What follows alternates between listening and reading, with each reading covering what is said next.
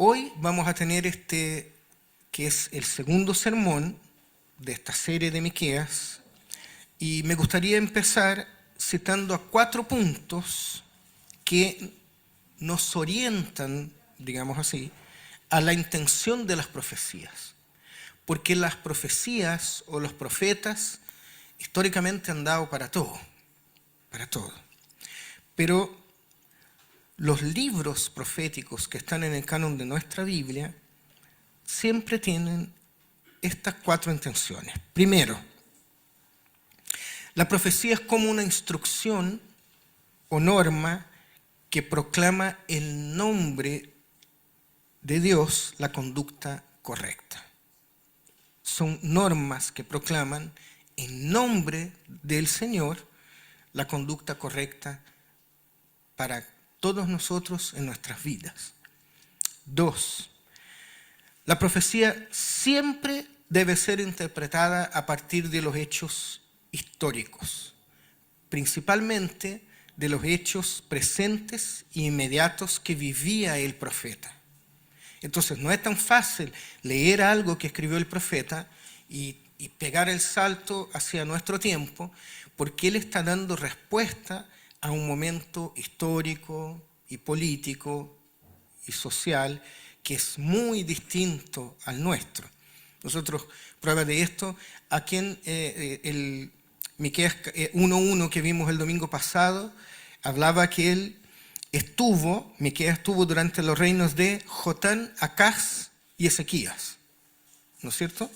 Para que podamos ubicar a Miqueas históricamente.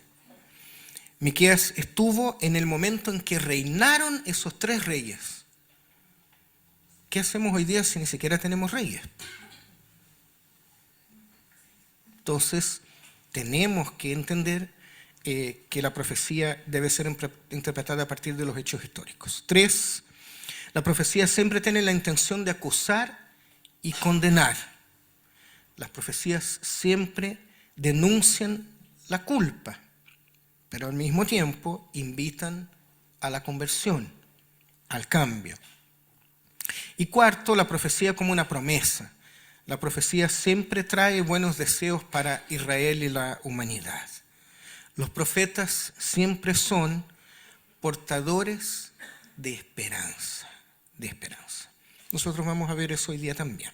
Así que quiero invitarles a que leamos a Miqueas, capítulo 1, versos 2 al 7. Pueden hacerlo en sus Biblias o está ahí en pantalla. Miqueas 1, del 2 al 7. Dice: escuchen, pueblos todos, presten atención la tierra y todo lo que hay en ella. Desde su santo templo el Señor y Dios, será testigo en contra de ustedes. Miren, ya sale el Señor de su morada, ya baja y se encamina hacia las alturas de la tierra. A su paso se derriten los montes como la cera junto al fuego, se agrietan los valles como partidos por el agua de un torrente. Y todo esto por la transgresión de Jacob, por los pecados del pueblo de Israel. ¿Acaso no representa Samaria la transgresión de Jacob y no es acaso en Jerusalén donde están los altares paganos de Judá? Dejaré a Samaria hecha un montón de ruinas, convertida en un campo arado para viñedos. Arrojaré sus piedras al valle y pondré al descubierto sus cimientos. Todos sus ídolos serán hechos pedazos y todo tu pago será arrojado al fuego. Yo destrozaré todas sus imágenes. Lo que ganó como prostituta, en paga de prostituta se convertirá. Siempre como palabra profética, palabras fuertes, ¿no? Palabras duras. Bueno, empezamos con una serie de amenazas o denuncias de parte de Dios. Y eso nosotros vamos a ver a lo largo de todo el libro, intercalado con profecías de salvación. Siempre vamos a ver denuncias y una invitación a la salvación. De hecho, muchos dividen el libro de Miqueas en 4 sesiones en las que se alternan denuncia, salvación, y así. El principal problema que está acá históricamente en este momento, en el siglo VIII a.C., es la política internacional. Nosotros llamaríamos hoy día política internacional. Asiria ha extendido por toda la zona de Siria y Palestina su imperio. Y los asirios, de hecho, tienen fuerza para seguir expandiendo. Tienen mucho poder en ese momento. Y por ese mismo motivo, Israel le paga tributo a los asirios, con tal de no sufrir la invasión de Asiria. Y Judá hace lo mismo. Están subyugados a los asirios en este momento, con tal de que Asiria no los invada. Y además, para entender a Miqueas, es importante ver la realidad del orden social de ese momento, porque hay una corrupción que impera en todos lados y en todas partes del gobierno, y eso también lo vamos a ir viendo. Entonces, vamos al texto. Lo que tenemos aquí hasta el versículo 7 es una grandiosa teofanía. ¿Qué es una teofanía? Una manifestación de Dios. Cada vez que Dios se manifiesta a los seres humanos en la historia, a eso se le llama teofanía. Y lo que nosotros tenemos aquí está motivada por los pecados, dice el texto, de Jacob y Judá, que provoca el castigo inmediato de Samaria. Samaria es la capital de Israel. Empecemos preguntándonos, ¿por qué el texto empieza, por qué el texto dice, escuchen pueblos todos, si Dios es Dios de Israel y de Judá, es Dios de los judíos? ¿Deben escuchar del castigo de Dios a Israel si Dios es Dios de Israel y no de los demás pueblos? ¿Cómo interpretamos eso? Bueno, una opción es que si Dios castiga a su pueblo, cuanto más va a castigar a los paganos. Y la segunda opción es que si Dios castiga a los paganos, también castigará a su pueblo si es que se porta peor que los paganos. Pero quedemos con la idea de que todas las naciones son invitadas como pobladores de la tierra a escuchar a Dios. Porque Dios es Señor de toda la tierra. Y lo que pasa con su pueblo seguramente tiene repercusiones también en los otros pueblos, aunque sean paganos. Dios es el Señor del universo, queridos. Dios no es solamente nuestro Dios. No, pues. Dios es Dios. De los que lo reconocen, pero también de todos los demás. Y la llegada del Señor a este juicio, esa teofanía, es como apoteósica, ¿no? Usa imágenes que son muy potentes, usa elementos que son grandilocuentes, habla en términos poéticos, pero habla de una erupción volcánica, de un terremoto, con una función que es muy simbólica en el texto, sí, que no es realista, sí, pero que sí es muy gravosa. Dios no llega piola, Dios no llega como si nada.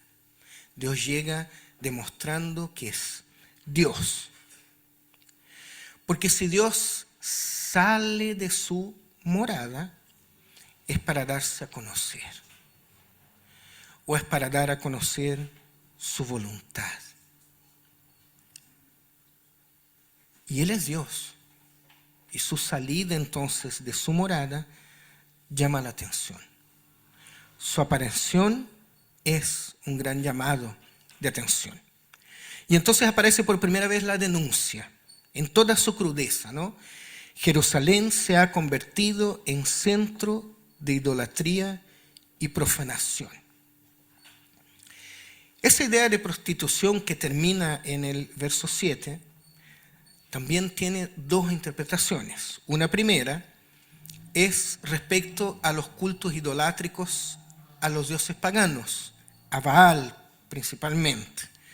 Entonces, el pueblo ha construido una imagen de Baal y le rinde culto, esperando que Baal, en cambio, les dé una tierra fecunda, les dé buenas cosechas.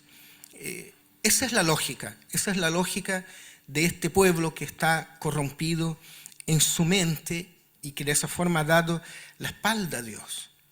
Está siendo infiel a Dios, adorando a Baal. Por eso se usa la expresión de la prostitución, porque el pueblo está siendo infiel con Dios, con Jehová, con Yahvé, prestando culto a Baal. Y la segunda interpretación tiene que ver con esta idea política que yo les dije en un principio, de aliarse con potencias extranjeras, con pueblos vecinos, para obtener ventajas o simplemente para no ser atacados por estos mismos pueblos. Pero Dios deja claro que todas las ventajas que se puedan conseguir por ese camino se van a volver en contra de ellos, ¿no es cierto? Entonces, frente a la infidelidad del pueblo, Dios no se va a quedar callado. Dice el texto que los ídolos serán quemados y las riquezas se perderán.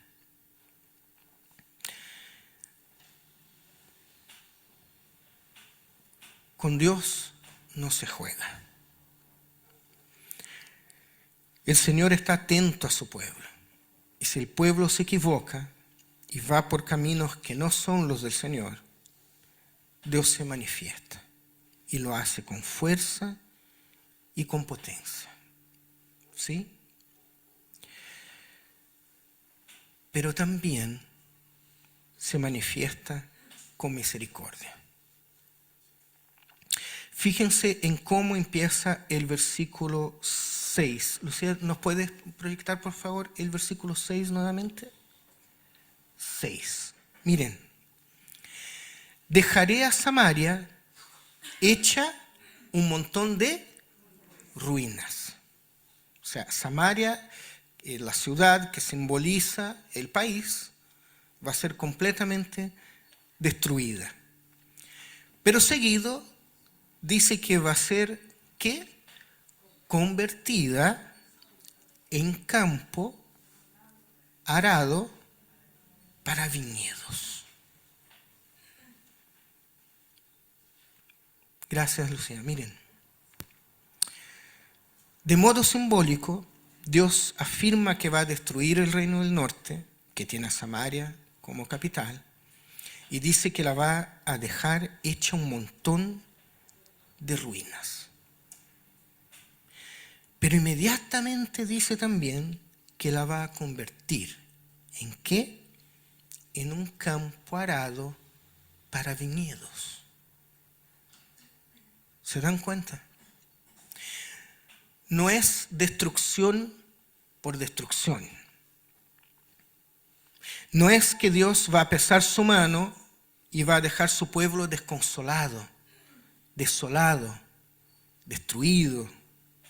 No. Dios va a destruir a Samaria para después convertirla ¿en qué? En un campo de viñedos. La viña y el acto de arar la tierra siempre son un hermoso simbolismo en los textos bíblicos respecto al cuidado de Dios. Fíjense. Israel es un pueblo cuidado y cultivado por Dios, de tal manera que pueda recibir su palabra, dar fruto y crecer en santidad.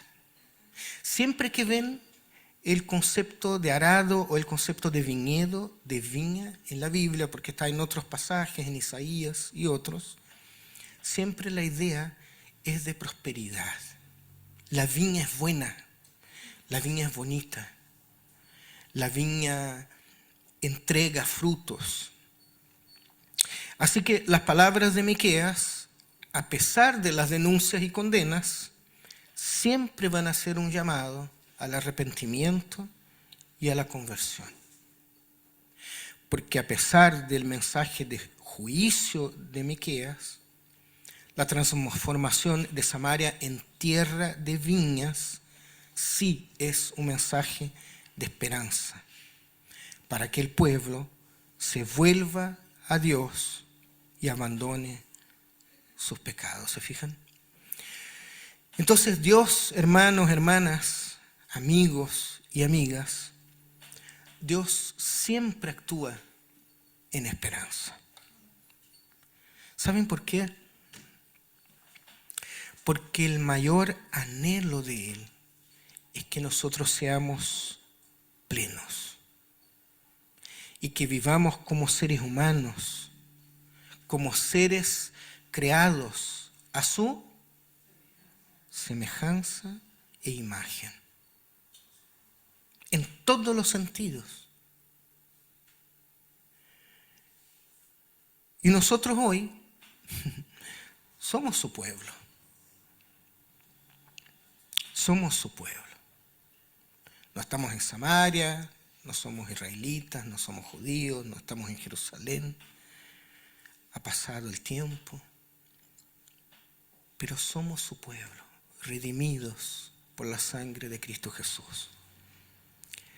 Entonces, dejemos que Él trabaje en nosotros, aunque eso signifique que lleguemos a las ruinas. Porque sólo así, por medio de nuestro arrepentimiento, Él podrá volver a levantarnos. Podrá, voy a usar esta expresión, arar nuestra tierra. ¿Para qué? Para que seamos un viñedo. Un viñedo que seguramente dará frutos hermosos. Pero ojo, eso solo va a pasar si nosotros dejamos ser trabajados en todos los aspectos por el dueño de la tierra, que es nuestro Señor. Amén. Buen Dios y Padre Santo,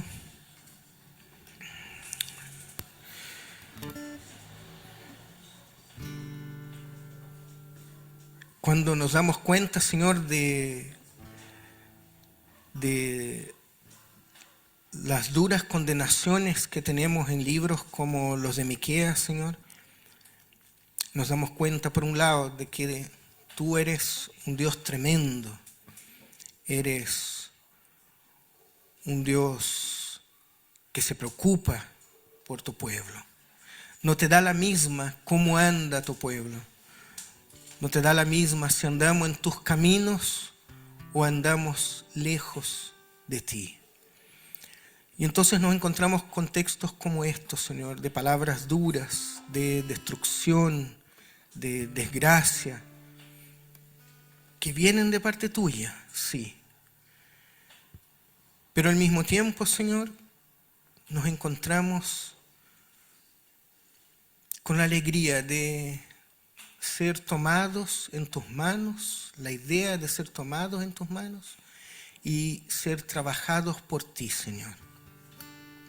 De tal manera que tú puedas convertir, Señor, nuestros errores y nuestra pecaminosidad en una tierra fértil donde crezca el viñedo, Señor. Entonces, usando este mismo simbolismo, Señor, nosotros queremos decirte que queremos ser esa tierra dispuesta a ser arada por ti, Señor. Tú eres el dueño de la viña, tú eres el dueño de la tierra. Tú eres nuestro Señor. Entonces tómanos, Señor, y haz lo que quieras con nosotros, Señor. Porque sabemos que esa es la mejor decisión que podemos tomar en nuestras vidas. Sabemos que lo mejor que podemos hacer es dejarnos ser destruidos por ti,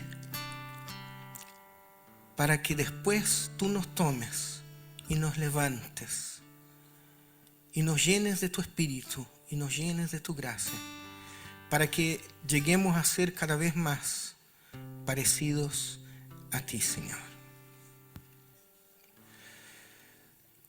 Cuida de nosotros, Señor. Ara tu tierra, Señor.